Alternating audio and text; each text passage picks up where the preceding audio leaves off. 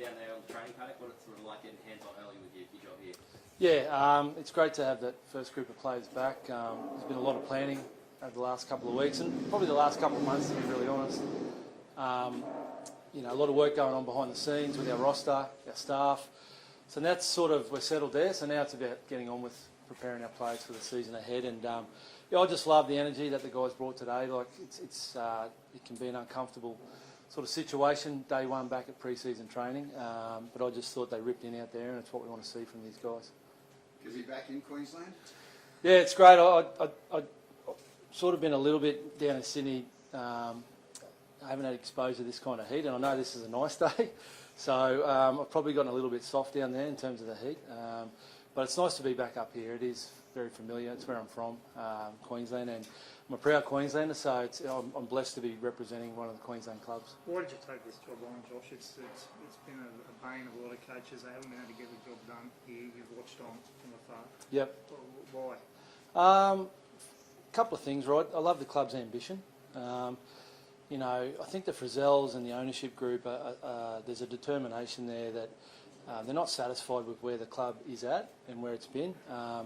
And there's as I say, a determination there for them to do whatever they can to see things succeed up here. And from my point of view, from afar, like it's always been a club that I've looked at, and if the opportunity arose and the timing was right for me, it was a job that was probably top of the list for me, to be honest. The challenges certainly don't scare me. I think there's challenges at every NRL club. This club has its own challenges, but the ambition struck me, and I sort of share that same ambition. I want to be part of making this club a real success. There's a lot of hard work in front of us, but you never know how far away you are from turning the corner. And I know there's a lot of good people at the club that have been putting in a lot of hard work behind the scenes for a long time, Joel, and I just want to come in and help and play my part, mate. Mitch said when he came to the Broncos, he was in a hurry to win comps. He wasn't just there to rebuild the place and just see maybe be successful down the track. And we know what happened next. Is that how you feel about this? I mean, like winning a comp in the next 5 years was a statement the Titans made I don't know how many years ago. Yep. Is that achievable? Yeah, listen, I think the Broncos roster, to be really fair, is at a different spot than what we are at the moment. We're a developing roster. I think you look at their roster, that was probably a roster ready to win. For me here, this is going to sound really boring, but I'm just one day at a time. Look, I'm not putting a cap or a ceiling on what this club can achieve and when they might be able to achieve that. What I want to do is, I think we need to earn back the trust and respect of our local community, the supporters, by delivering a football program and a side that they can be proud of. And where that takes us, time will tell. But I just want us to have a real hard work mentality, and I really want to develop a club here that that people can be proud of. And as I say, Joel, where that gets us to, time will tell. You spoke about the challenges, not being afraid of those, and I guess in your interim stints you've probably already had those. I think Cowboys would have been a COVID bubble period as well. What have you taken from those respective stints that has you ready to take this on board?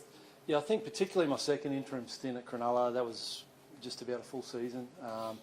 So I felt like I got to, I guess, put my imprint on that side. And then, we went into the COVID bubble in Brisbane, so that threw a spanner into the works and certainly challenged me and us as a club. So I think my journey to where I am today, it's been a 12-year journey. Like, I go back to my roots in Moranbah, coaching the Moranbah Miners, and I haven't taken a shortcut to get here. So every step along the way, I feel, has prepared me for this. I feel I'm ready. I feel I'm the right person for the job. And if I wasn't sure of that, I wouldn't be here. I've been really careful, I guess, about taking the right opportunity and feeling like I'm ready for the right opportunity. And I do stand here today really confident that I'm ready to take this role on. You spoke about a developing roster. There's already been a lot of changes and ins and outs and such. What was it you identified about the roster that inspired the signings that you have made and the boys who have left? Yeah, it's a good question. I think everyone identifies our roster from the pointy end. I think we're very top-heavy with our roster. I think what we have at the top end of our roster is elite. There's no doubt about that. But when I looked at it, I guess from a holistic sense, I just felt we needed to raise the floor, not the ceiling. Needed to add more depth, create more competition. More competition creates a more competitive side, in my opinion. So that's been the charter of myself, Scott Sattler, Anthony LaFranchi over the last few months, and I've got to give a massive rap to Scott and Anthony. Like, it's one thing to know what you want to do to the roster, it's another to be actually able to go out and action that and move the pieces that you need to move. And we've realigned our cap, we've realigned our roster, we've done a lot of good work there. There's more work to be done, but as I say, I stand here today far happier with where the roster is today than what it was and what it presented 3 months ago. The top of that roster, I suppose, is Tino and his future. I guess as soon as Fancy asking that. yeah, just what was sort of he said before that he wants just to be somewhere that is winning and that he can win another comp. Yep. What's been part of your pitch to him to show him that there is a long-term future for him here? Yeah, I think Tino's not dissimilar to any elite player in any professional sport. Like, they want success, they're driven by success. There's a little bit more to it though. Like, they want to be in an environment where there's personal development going on as well, and they want to be in an environment where it's a pleasure to come to work every day. So first things first, we create that environment, and I've had some really honest discussions with Tino. We go back a long way. One of the reasons I was so enthused to come here and coach was to coach Tino. He knows that, and I know he has a passion for this club. So, you know, we're under no illusions. You know, we're really open, honest with each other. I know what he wants. He knows what I'm about. So we'll see where that lands. Josh, I know you've made a comment about it in a statement, but obviously this club was chasing Craig, and you were aware of that discussion. Yep. Can you just tell us why you accepted that, knowing you were coming here and that he could be sitting here, you know, in 2027 as well? How did you come to agree to that, and how do you feel now about having clear air going forward? Yeah, listen, I'll be really brief with this answer because it's got a lot of airtime, and the club's made its position really clear by the statement they delivered. I've made my position really clear in terms of my awareness of discussions. And all I'll say is, yeah, from day dot, the Frizzels and the club really open and honest and transparent with me around an interest in Craig coming to the club. So I was aware of it. I wasn't blindsided by the interest whatsoever. I'll go back to that word ambition. They want the very best people here at this club, and that's, I'd like to think, why they brought me on as the head coach. So, you know, as I said, that whole situation's got a lot of airtime. The club's made its position really clear. I've made mine really clear, and we just move on, mate. You talked about the roster being top-heavy, but can you talk specifically about your decision to let Dave go? Yeah, listen, it wasn't an easy decision. Again, he's a player that I go back with, Dave. There's a personal relationship there, and this isn't just media speak. At the end of the day, I think we both came to a conclusion that it was in his best interest for a fresh start. Things haven't worked out on the Gold Coast here for Dave.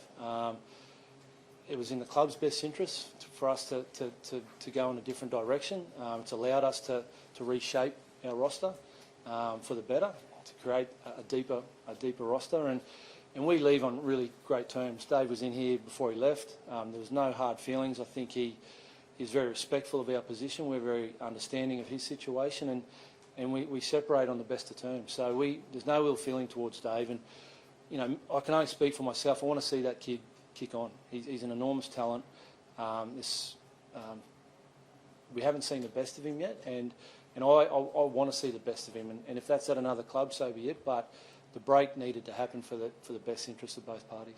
You obviously see Jaden Campbell as a long-term half. Yep. Josh, how confident are you can keep him? Yeah, well, listen, again, don't like to speak publicly about recruitment and retention specifically, but I think Jaden knows our position on him and how our feelings towards him. There's no doubt in his mind how we feel about that kid. He's a terrific young man. I believe he's the future of this club.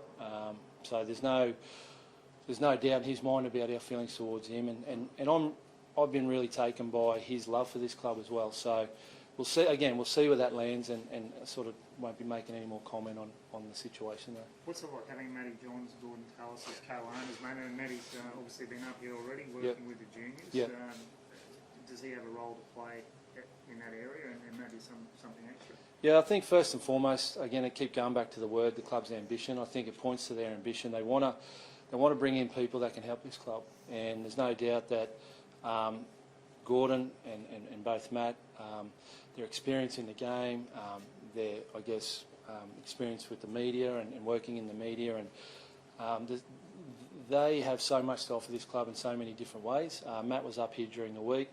He seems to have a real passion to want to get his boots on the ground and get out in junior leagues and with our pathways and have a real presence there because he values that. And I think, if I can just speak to the pathways for a second, that's one of the most exciting parts about our direction moving forward at this club is there's a renewed vigour for us to invest in our pathways, to ensure that we're keeping the best kids from the region, not just the Gold Coast but the Northern Rivers, as Gold Coast Titans. So, his enthusiasm, the enthusiasm of Scott, the Frizzels, it's something I'm passionate about. I'm the beneficiary of coming through some elite pathways, and it's important to your short-term, medium-term and long-term success. So, Matt has spoken about that's a real passion of his, and we're very much aligned in that. You're talking a lot about what you're talking about. Some of this is very long-term, but we all know what it's like as an NRL coach. If you're down the bottom four, all of a sudden you're under pressure. Are you ready for that? I mean, what you're doing here, it sounds like you're not after a quick fix. Or are you? I'm after everything. I'm after a short-term fix. I'm after medium-term success, and I'm after long-term sustainability. Like, I'm after it all, mate. Like, I don't, as I said at the top, I'm not putting a ceiling or a cap on what we're capable of as a club. So, very mindful we need to put a competitive football side out there straight away, but I'm not that tunnel vision that's all I'm looking at. We need to create an environment here, a club here that is capable of it all. Short-term, medium-term, long-term success, mate. Bringing Lockie Ilias in as well. Down in Sydney, they couldn't seem to make up their mind. At South, it was he needs to be dropped. At Dragons, it was he needs to be playing more. Why is he an NRL halfback in your mind? Yeah, listen, I think what happens with players, and certainly players in key position like halfback, is you don't lose your ability, you lose your confidence. And I think I look at a guy in Lachlan, and there's a lot of guys like him running around in the competition. For one reason or another, they hit a hurdle within their career and their development. He's hit a couple of hurdles through injury, possibly a lack of opportunity this season just gone at the Dragons. So I just see a guy that's still got plenty to offer and his best football still in front of him, but just is down on a bit of confidence. So it's my job as the coach and our job to put a program in place for that lad to fulfil his potential. And he's one of the guys I talk about who's going to come in and elevate the level of competitiveness within our program, which is only going to make our program stronger and our football team stronger. What's the future look like with the Queensland Maroons, mate? Is that coming to an end, Josh? Bring a tear to my eye, mate. Yeah, that's come to an end, unfortunately. So the last 4 years being involved in that environment has helped create the person and the coach I am here today. It's been amazing. I leave with Bill's best wishes. He's been a big part of why I'm here and his support. I'm going to miss it. It's a special arena to be involved in, but it's worth putting to the side to come here and lead this club. A couple of Queenslanders have made some big news the last 24 hours. Cameron, a mentor of the Broncos in DCE, signing finally for the Roosters, the worst kept secret in rugby league. What do you make of that? Two blokes you've had a lot to do with it as an assistant coach and coaching. Yeah, I wish them best, but I'm not going to give air to other clubs, mate. There's so much chopping and changing in the half. Where do you see AJ at? Yeah, listen, it's a really good question. I think he's bounced around a lot, AJ, with his football. Versatility can sometimes be a strength, but sometimes it can be a hindrance too to your development as a player. And standing here right now, I really want to give him an opportunity as our number 6 next year. And he needs to, over the course of pre-season, show that he is capable of being that guy. And again, it's my job to, if I think that's where I want him, it's my job to make him a 6 for this club. And I'd love to give that guy some stability with his football, because I think we've seen what he's capable of, but I still don't think we've seen the best, because he's bounced around so much. And I'd love to be the coach that gives him some clarity and certainty around the position and the job he has in our team. I know round one's a long way off, but crystal ball, do you see Jaden and AJ in a half and Keanu at once? Listen, a long way off and a lot of water to go under the bridge, but I think anyone who watched that Test match last week saw Keanu over there in New Zealand, arguably the best player in the field at fullback. I've sort of been really open with my thoughts and feelings about Jaden's ability as a half, but also his ability to get better and become one of the absolute best in our game in that position. So again, these are all my beliefs standing here today. We need to get to work to see how it does look, but I'm really determined to make that combination work. Josh, how does it feel to you standing now being the head coach of an NRL team, considering, you know, as a player and as an assistant coach and as a coach, you can draw upon such vast experience from your Graham Lowe's, your Tim Sheens to Fitzy. Yep. Standing there with all that knowledge now as a head coach, how do you feel, and what do you bring? Yeah, I think, again, good question. I think I touched on it before. I feel like I stand here ready. It hasn't been a straightforward path for me to get here, and I've been blessed to learn from some of the very best coaches in our game, and not just coaches, educators, man managers. Particularly the last 4 years at Cronulla Sharks, there working alongside Craig, and to see what an organisation can achieve, driven purely by people power. That club has no resources, and it's just they connect, they value connection, and they value people, and so that's been a wonderful lesson for me in the power of people and getting the right people in the building, and then I just think anything's possible when you get the right people in your organisation, and I've seen it work. And then obviously the exposure to big games in State of Origin. I've had the last 4 series, so those games, it's essentially 3 grand finals in the space of 6 weeks. It's enormous, and to sit in the box alongside Billy in that environment and the pressure of that environment, and to be able to make some big decisions under those pressures, again, I just think it's all been part of my education, and it gives me confidence that I'm ready for the challenge that's ahead. Moving pieces around or recruiting, how important is it? Is it part of the policy in terms of recruiting players with good, high rugby league IQ? Yeah, listen, I'm a character-first person, and that's going to be paramount moving forward in our recruitment retention policy. Good person first, good footballer second.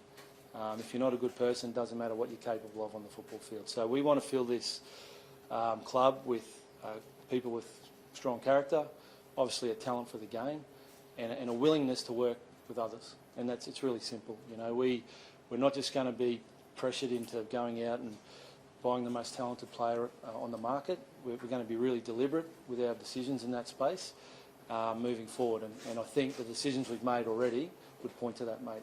That's how I want to build the roster here. Last couple of guys.